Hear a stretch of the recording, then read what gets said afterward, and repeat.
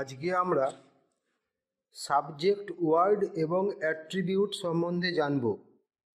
Subject word এবং attribute English গ্রামারের একটা ইম্পর্টেন্ট পার্ট। তোমাদেরকে মনে রাখতে হবে যে একটা সেন্টেন্সে দুটো অংশ, সাবজেক্ট এবং প্রেডিকেট।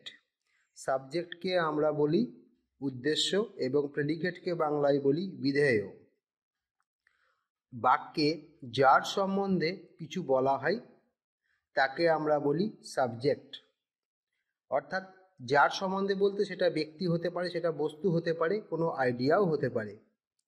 এবার তোমাদেরকে দেখতে হবে যদি বাক্যের সাবজেক্ট বা কর্তা একের বেশি ওয়ার্ড নিয়ে তৈরি হয়, তাহলে এই একের বেশি ওয়ার্ড যুক্ত সাবজেক্টের মধ্যে যেটা মেন ওয়ার্ড তাকে আমরা বলি সাবজেক্ট ওয়ার্ড, এবং ওই সাবজেক্টের মধ্যে থেকে সাবজেক্ট ওয়ার্ডটা বাদ দিলে বাকি যে অংশটুকু পড়ে থাকছে তাকে আমরা বলি attribute. For example, this pen is blue. তোমরা দেখতে পাচ্ছ স্ক্রিনের উপর লেখা আছে দিস পেন ইজ ব্লু।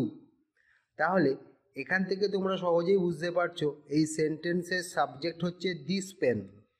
এই দিস পেন যদি সাবজেক্ট ধরে নিই, তাহলে এই দিস পেন এই কথাটার মধ্যে মেন ওয়ার্ড হচ্ছে পেন। তাহলে pen is the subject word. তাহলে দিস ওই ওয়ার্ডটা কি? এটা হচ্ছে অ্যাট্রিবিউট। তো আজকে আমরা খুব সহজেই সকলের কাছে আশা করি ব্যাপারটা মেসেজটা কনভে করতে পেরেছি যে সাবজেক্ট ওয়ার্ড এবং অ্যাট্রিবিউট কি। সকলকে ধন্যবাদ।